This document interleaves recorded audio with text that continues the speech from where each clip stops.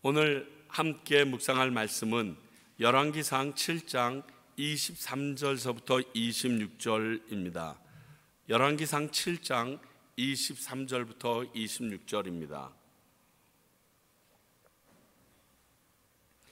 모두 자리에서 일어나서 하나님의 말씀 받도록 하겠습니다. 하나님의 말씀 들으시기 바랍니다. 또 바다를 부어 만들었으니 그 직경이 10규빗이요 그 모양이 둥글며 그 높이는 5규빗이요 주위는 30규빗 줄을 두를만 하며 그 가장자리 아래에는 돌아가며 박이 있는데 매 규빗에 10개씩 있어 바다 주위에 둘렸으니 그 박은 바다를 부어 만들 때에 2줄로 부어 만들었으며 그 바다를 소 12마리가 바쳤으니 셋은 북쪽을 향하였고 셋은 서쪽을 향하였고 셋은 남쪽을 향하였고 셋은 동쪽을 향하였으며 바다를 그 위에 놓았고 소의 뒤는 다 안으로 두었으며 바다의 두께는 한 손 너비만 하고 그것에 가는 백합화 형식의 잔 가와를 만들어 같이 만들었으니 그 바다에는 2000밭을 담겠더라. 하나님의 말씀입니다. 자리에 앉아 주시기 바랍니다. 기도하겠습니다. 하나님 아버지, 오늘 성전 입구에 세워진 놋바다를 만드는 장면을 통하여 하나님께서 우리에게 주실 음성을 듣고자 합니다. 무리하지 말게 하시고 말씀 안에서 하나님의 음성을 듣게 하시고 그 들은 음성이 나에게 적용되는 귀한 시간 되도록 성령님 도와주십시오. 말씀을 전하는 종도 정말 하나님께서 원하시는 온전한 말씀만을 전할 수 있도록 저의 입술에도 함께하여 주시옵소서. 이 시간이 온전히 주님께만 영광이 되길 소원하옵고 예수님 이름으로 기도하옵나이다. 오늘은 지난주 성전 입구의 2개의 녹기둥 야긴과 보아스의 제작에 이어서 성전 입구에 놓이게 되는 놋으로 만든 큰 그릇 놋바다의 제작에 대해서 나누고 있는 내용입니다. 이것 제작 역시 놋 제작자 대장장이인 히람에 의하여 제작되고 있습니다. 여러분들이 아셔야 될 게 있는데 이스라엘 사람들의 과장법입니다. 조금만 넓으면 바다입니다. 조금만 넓으면 평야입니다. 정말 가보면 그렇지는 않거든요. 여러분들께서 아시는 것처럼 갈릴리 호수입니다. 그냥 위에서 헐몬산에서 나왔던 물이 그냥 모여 있는 그러한 호수 정도밖에 안 됩니다. 그런데 그들은 표현하기를 갈릴리 바다라고 표현을 합니다. 이 큰 놋으로 만든 그릇이지만 그 그릇의 크기가 굉장히 넓기에 바다라고 표현해서 오늘 이름을 붙인 것입니다. 오늘 이 놋바다의 제작을 통해 대강절인 지금 우리에게 주시는 교훈을 들어보기를 원합니다. 먼저 우리는 이 놋바다가 어떠한 기능으로 성전 입구에 만들어졌는지를 알기를 원합니다. 성막이 있던 시절에 물두멍이라고 있었습니다. 성전 입구에 물두멍이 있었는데 이 기능이 이 놋바다의 기능이라고 생각하시면 됩니다. 물론 다음 주에 물두멍에 대해서 다시 나누지만 이 물두멍은 그 기능이 성막의 물두멍과 다르기 때문에 이름만 같았지 기능은 전혀 다릅니다. 자, 그러면 그 기능이 무엇인가? 제사장들의 정결례를 위하여 만들어 놓은 것입니다. 이 기구는 제사장들이 그들의 손을 씻고 그들의 발을 씻는 데 사용하라고 물을 담아 놓은 곳입니다. 너희들의 죄를 씻고 들어가라는 거죠. 하나님께서는 거룩하신 분이고 그분의 제사장들은 그로 말미암아 거룩해져야 하는 것입니다. 그래서 하나님께서는 이 기구를 마련해 주시면서 그 제사장들이 정결함이 가장 중요한 것이라고 말씀하고 계시는 것입니다. 다음 주에 나눌 물두멍은요, 가지고 온 재물들을 씻는 용도인데 반해서 오늘 이것은 제사장이 제사 드리는 제사장과 레위인들을 위한 것이라는 것입니다.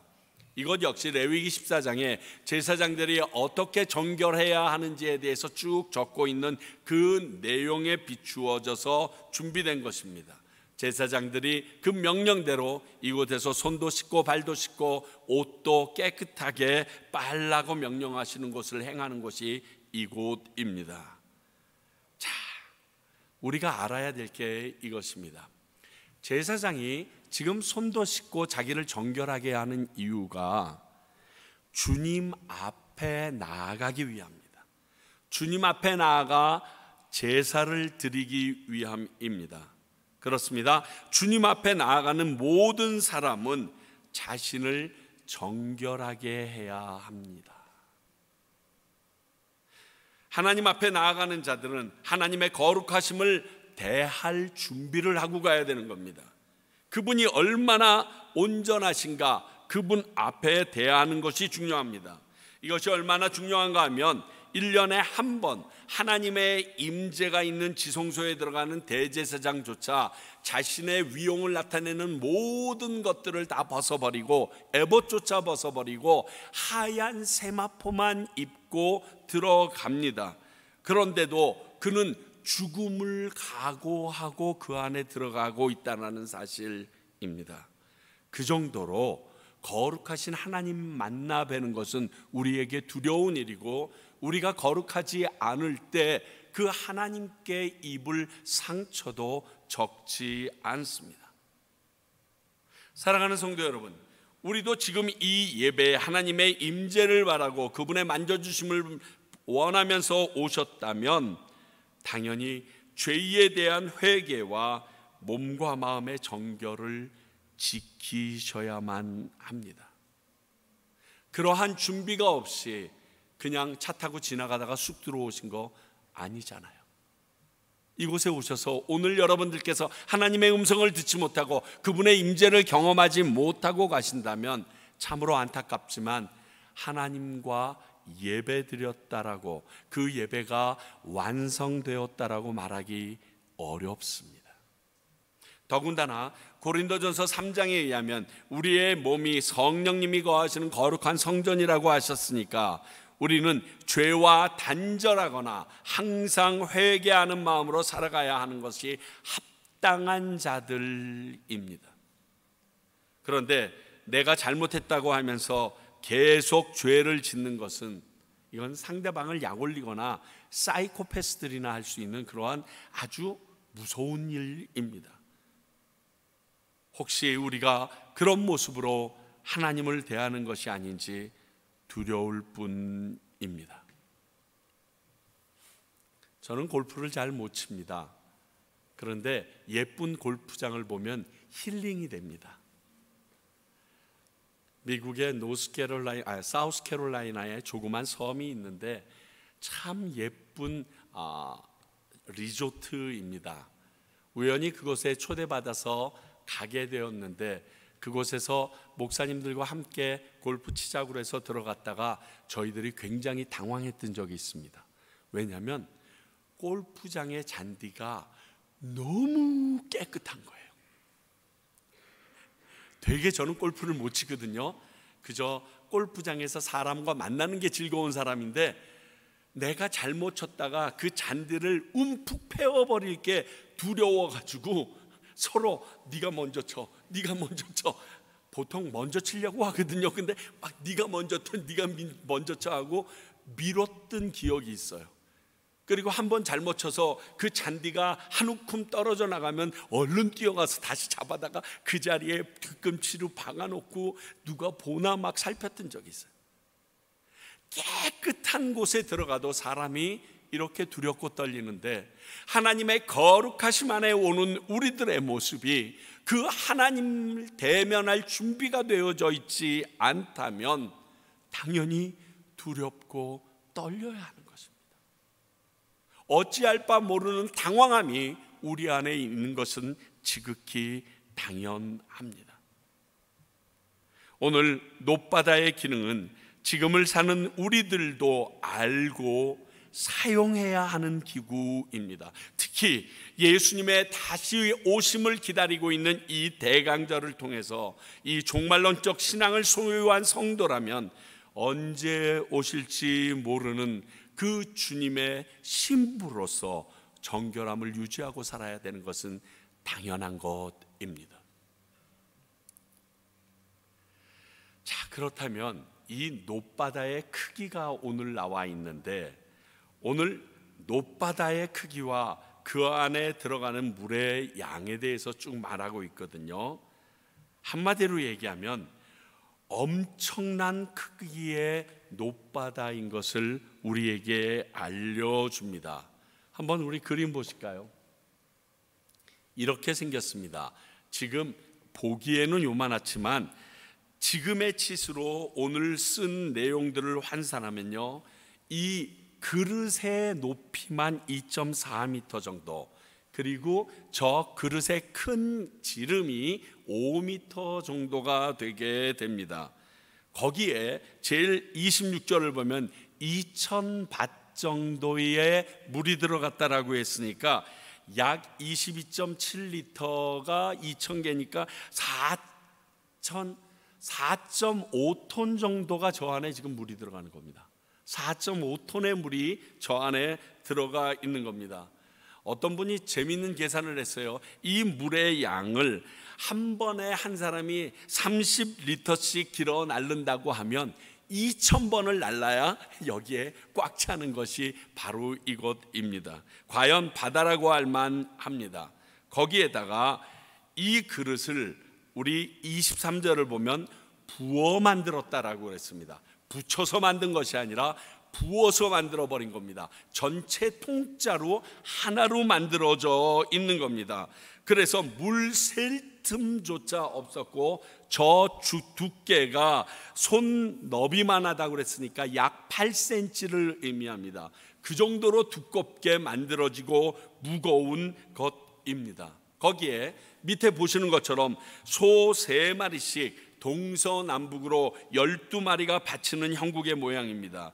그러니까 실제로 이 놋바다가 바닥서부터 저 위까지의 높이는 아무리 적게 잡아도 4m 이상의 높이입니다. 그러니까 이렇게 눈으로 봐서 안에 물이 어느 정도 찼는지 가늠할 수 없는 정도의 높이가 됩니다.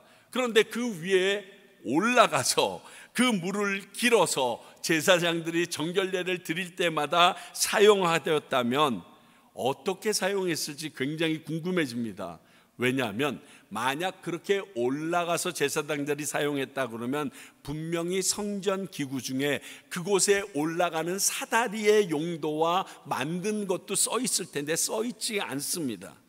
당시 역사가와 전승자들의 말에 의하면 이 12마리의 소의 입에 마개가 있었답니다. 그래서 그 마개를 뽑고 나면 그곳으로 물이 통하여서 그곳의 물을 받아서 사용했다라고 얘기하는데 어느 정도 그게 더 타당성이 있다라고 보여집니다. 하여튼 어마어마한 크기입니다.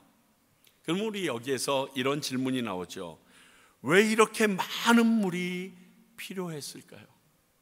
아니, 손 씻고 발 씻는데 무슨 놈의 얼마나 많은 제사장들이 그때 동원됐길래. 왜냐하면 제사장들은 제물을 직접 만지는 사람들이 아닙니다. 제물을 만지는 사람은 제물을 가지고 온 사람입니다. 그러니까 제사장이 손을 그렇게 많이 씻어야 될 이유와 피 튀기는 일이 많지 않습니다. 왜 이렇게 많은 물이 필요했을까? 또 그들은 워낙 하나님이 구별된 레위 지파입니다. 대부분이 나실인이었을 것입니다.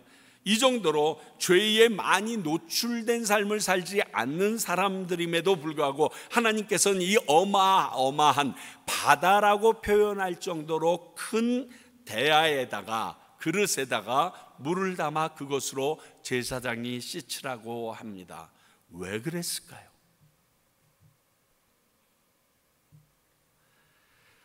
묵상하기로는 한마디로 하나님의 은혜와 사랑의 크기에 비례하는 것이 이 놋바다라고 저는 생각합니다.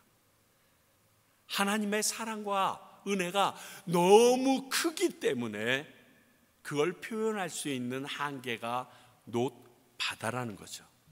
너희들의 죄가 아무리 크고 무겁더라도 나의 은혜는 그것보다 크다라는 것을 표현하겠다는 것입니다.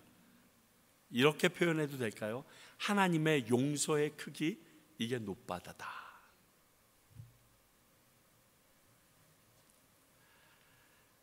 여러분들이 잘 알고 계시는 탕자의 비유를 보게 되면 제일 마지막에 그 아버지가 돌아온 죄인인 둘째 아들에 대하여 이렇게 말합니다. 누가복음 15장 32절. 이 동생은 죽었다가 살아났으며 내가 잃었다가 얻었기로 우리가 즐거워하고 기뻐하는 것이 마땅하다 하니라. 죄인에 대한 예수님의 마음입니다. 죽었다가 살아난 것처럼 기쁩니다. 여러분들의 사랑하는 사람들 중에 혹시 죽은 사람이 있습니까? 그 사람이 지금 다시 살아서 당신 앞에 건강하게 서 있는 것만큼 기쁘다는 겁니다.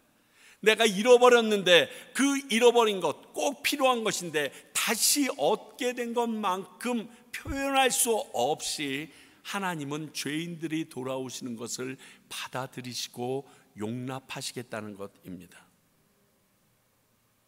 1943년 45년에 광복을 했으니까요, 일제 감정기에 끝날 쯤에 전영택 목사님이라는 분은 신사참배를 가결했던 한국교회를 향해서 찬송가 527장을 지어 불렀습니다.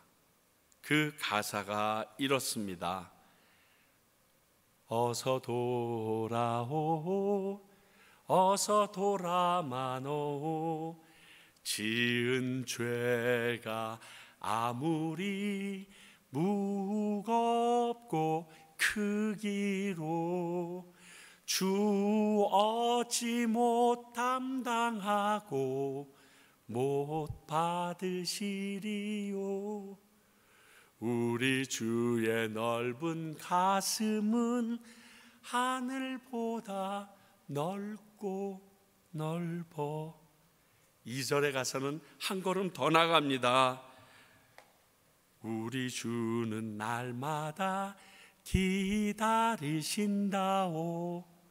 밤마다 문 열어놓고 마음 졸이시며 나간 자식 돌아오기만 밤새 기다리신다오. 이 자리에 있는 우리들이 이 큰 하나님의 은혜와 사랑과 용서로 지금 이 자리에 앉아 있는 것입니다. 이것이 하나님의 사랑의 크기입니다.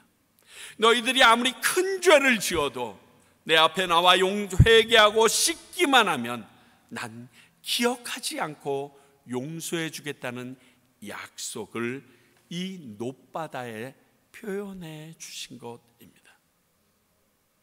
그런데 우리가 잊지 말아야 할 게 있습니다.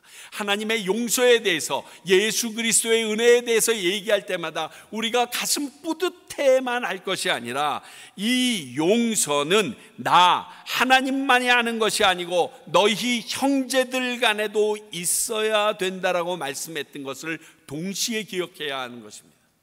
우리가 이미 예전에 살펴본 마태복음 18장을 보게 되면 1만 달란트 빚졌던 아주 몹쓸 종 하나의 비유가 있습니다. 그가 100데나리온 빚진 자를 용서하지 않자 그를 다시 잡아 감옥에 가두면서 그가 용서받지 못할 것을 선언했는데 예수님께서 마태복음 18장 35절에 이 비유를 마치면서 이렇게 말씀합니다. 너희가 각각 마음으로부터 형제를 용서하지 아니하면 나의 하늘 아버지께서도 너희에게 이와 같이 하시리라. 내가 용서받았어요. 1만 달란트입니다. 20만 년을 일해야지 갚을 수 있는 어마어마한 돈을 탕감받았습니다. 그런데 내가 다른 사람의 연약감 조그만 것도 용서해 주지 못하면 하나님은 그 용서 반려시켜버려요. 하나님의 용서를, 하나님의 은혜를 생각할 때 우리도 누군가에게 그 받은 은혜만큼 돌려줄 수 있어야 된다는 겁니다. 그래서 예수님의 사랑의 극치로 십자가 위에서 자기를 죽이면서 자기 옷을 뽑아서 제비 뽑는 자들에게 용서하는 걸로 십자가상의 첫 말씀을 시작하십니다. 뿐만이 아닙니다. 우리의 신앙의 선배인 손양원 목사님도 이 사랑을 이루기 위해서 자기의 두 아들을 죽인 자를 양아들로 삼아버립니다. 사랑하는 성도 여러분, 이제는 우리 차례입니다. 이 녹그릇을 바다라고 부를 만큼 크게 만드신 이유가 우리의 죄를 사하시려는 하나님의 용서 사랑의 크기였다면 우리도 그에는 미치지 못할지라도 기억하며 다른 사람을 용서하고 품을 수 있어야 합니다. 오늘 본문에는 나오지 않지만 이 놋바다가 깨어져 버립니다. 마구 내팽겨치게 됩니다. 깨어져 버리는 정도가 아니라 조각조각 나서 빼앗겨 버리기까지 합니다. 열왕기하 16장 17절, 아하스 왕이 물두멍 받침을 옆판을 떼어내고 물두멍을 그 자리에서 옮기고 또 놋바다를 놋소 위에서 내려다가 들판 위에 그것을 두며, 아주 악한 왕으로 정평이 난 사람입니다. 자신의 우상들을 세우기 위하여 이 짓을 합니다. 뿐만이 아닙니다. 열왕기하 25장 13절을 보게 되면 갈대아 사람이, 이 갈대아 사람이라는 건 바벨론을 이야기합니다. 또 여호와의 성전의 두 놋기둥과 받침들과 여호와의 성전의 놋바다를 깨뜨려 그 놋을 바벨론으로 가져가고. 왜 깨뜨렸을까요? 통째로 가져갈 수가 없어요. 너무 무거워. 이것을 통해서 우리에게 주시는, 시사하시는 말씀이 하나님의 은혜가 거쳐질 때도 있다라는 사실입니다. 더 이상 하나님이 우리를 은혜로 감싸주지 않으실 때도 있다라는 사실입니다. 하나님의 간곡한 부탁과 선지자들을 통한 경고에도 하나님의 말씀을 업신여기고 다른 신을 섬긴 결과가 이 놋바다가 깨어져서 빼앗긴 것이거든요. 28절에 이 놋바다의 두께가 한 손 너비만 하다라고 말한 의도, 약 8cm가 넘는 두께라고 말한 의도는 깨어지지 않을 것 같이, 새지 않을 것 같이, 그러나 깨어지고 부서질 수 있다라고 이것을 경험했던 열왕기서 기자가 직접 증언하고 있는 것입니다. 하나님의 은혜가 아무리 넓고 크고 깊어도 계속되는 우리의 죄를 씻지 않고 나는 외식하는 모양으로만 주님 앞에 나간다면 소용이 없다라는 것입니다. 고린도후서 6장 2절 볼까요? 이르시되 내가 은혜 베풀 때에 너희에게 듣고 구원의 날에 너를 도왔다 하셨으니 보라 지금은 은혜 받을 만한 때요, 보라 지금은 구원의 날이로다. 여러분, 이게 무슨 말인 줄 아세요? 사도 바울이 고린도인들에게 이사야서 49장 8절을 인용해서 하신 말씀인데, 하나님께서 은혜를 내리시는 때가 있고 구원을 베푸시는 때가 있다는 겁니다. 아무 때나 은혜가 주어지고 영원히 우리에게 많은 구원의 자리가 계속되어지지 않는다는 의미입니다. 기한이 있다는 것입니다. 상황이 그 안에서만 하나님의 은혜와 하나님의 구원이 우리 가운데 이루어진다는 것입니다. 그 때가 너무 과하면, 죄의 때가 더욱더 길어지면 더 이상이 하나님이 은혜로 감싸주지 못하는 그러한 간극이 생긴다는 의미입니다. 정신 차려야 합니다. 마냥 그 하나님의 넓이와 크기와 은혜를 생각하면서 룰루랄라 그렇게 살 수 없습니다. 지금 하나님께로 나아오셔야 합니다. 대강절을 지나면서 언제 오실지 모르는 예수님의 재림을 준비하는 우리가 되어야 합니다. 왜? 예수님께서 마태복음 24장에서 그분의 재림 때 있을 일을 진짜 실감나게 말씀해 주십니다. 마태복음 24장 40절 41절입니다.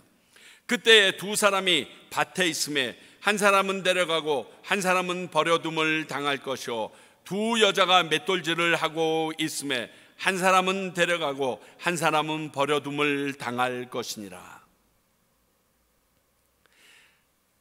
예전에 한창 휴거 책이 나오고 이랬을 때가 있었습니다. 그때 저희 외할머님이 살아계셨는데 참 신실하셨거든요. 그래가지고 두려워서 이 말씀이 기억이 날 때마다 할머니 옆에 가서 앉아서 할머니 발과 제 발을 끈으로 묶고 잤던 기억이 있습니다.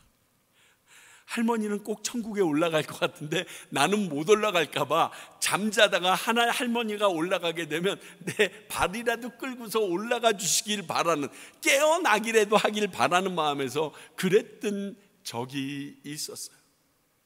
사실 이 두려움은요, 매일 저녁 잘 때마다 저에게 있어요. 매일 저녁 아침에 매일 아침 일어날 때마다 저에게 있어요. 전에 한번 잠깐 얘기했나요? 미국에 갔더니 썸머타임이라는 게 있더라고요. 썸머타임이 있는데 1시간이 앞당겨졌다가 뒤로 다시 밀리는 날이 있습니다. 근데 이것을 보통 TV에서 광고를 해주거나 교인들 사이에서는 서로 알려주는데, 제가 처음 도착해서 맞은 그 썸머타임인데 목사님께서 얘기를 안 해주셨어요. 이게 주일날 시작되거든요. 그래서 차를 몰고 미국 교회에 들어가서 우리가 거길 빌려서 예배를 드리는데, 미국 교회를 들어갔는데 문이 닫혀 있어. 그래서 제가 주차장 문을 열고 우리 가족을 태우고 쫙 들어갔는데 차가 한 대도 없는 거예요. 그런데 미국 교회의 특징이 그 옆에 저게 있어요. 무덤이 있어요. 근데 무덤 한 개가 파헤쳐져 있는 듯이 보이는 거예요. 아마 누구 장례가 계획되어 있나 봐요. 근데 순간적으로 제가 머리끝부터 발끝까지 짜릿해지는 게, 우리만 못 올라갔나? 아니, 나는 못 올라가는 게 이해가 되는데 왜 우리 아내는 못 올라갔지? 차를 세워놓고 문을 두드리는데 교회 문이 어느 곳도 열려 있지 않습니다. 그렇죠. 1시간 일찍, 그것도 나도 더 일찍 갔으니 아무도 안 나왔죠. 그리고 나중에 썸머타임 때문에 그랬다는 소리를 듣고 그날 어마 은혜 받고 회개했던 기억이 있습니다. 여러분, 이 일이 내일 일어나면 어떻게 하실래요? 오늘 지금 이 시간 우리 가운데 일어나면 어떻게 하시겠어요? 회개를 내일로 미루시겠어요?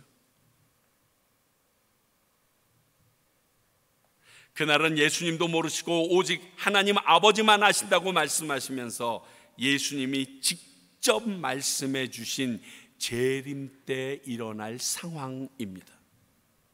사랑하는 성도 여러분, 더 이상 미루지 마십시오. 지금 높바다같이 넓은 하나님의 사랑에 죄를 회개하고 씻어버리십시오. 지금이 구원의 날이며 은혜의 때입니다. 자주 얘기하지만 설거지할 때 밥알 참 부드러웠는데 오래 놔두고 나면 그 밥알이 딱딱해져서 설거지하는 제 손을 찢어내더라고요. 우리의 죄가요, 그냥 오래 놔두어 버리게 되면 나에게 더 큰 상처를 입힐 수도 있습니다. 빨리 매일 생각날 때마다 회개하고 주님이 지금 오신다면 이라는 종말론적인 신앙으로 살아갈 수 있는 저와 여러분들이 되실 수 있기를 바랍니다. 기도하겠습니다.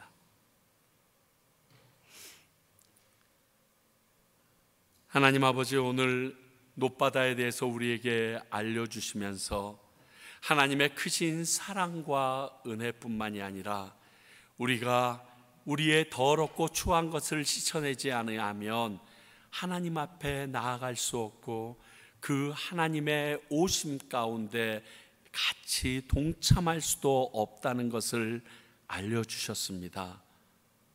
마침 저희들이 주님의 강림을 기다리는 대강절 주간에 오늘 이 말씀을 받습니다. 저희들이 깨어있게 하시고 내가 지금 주님 앞에 나의 죄를 고백하게 하시사 지금 주님이 오실지라도 기쁨으로 당신에게 들림받을 수 있도록 우리 교인들 한 사람 한 사람 가운데 회개의 영을 부어주시고 온전함으로 주님의 거룩함을 덧입게 하여 주시옵소서. 아버지, 내일은 우리에게 속한 날이 아닙니다. 오늘 지금 이 시간 우리가 죄를 회개하며 주 앞에 나아가는 주의 백성들 되게 하여 주시옵소서. 예수님 이름으로 기도하옵나이다. 아멘.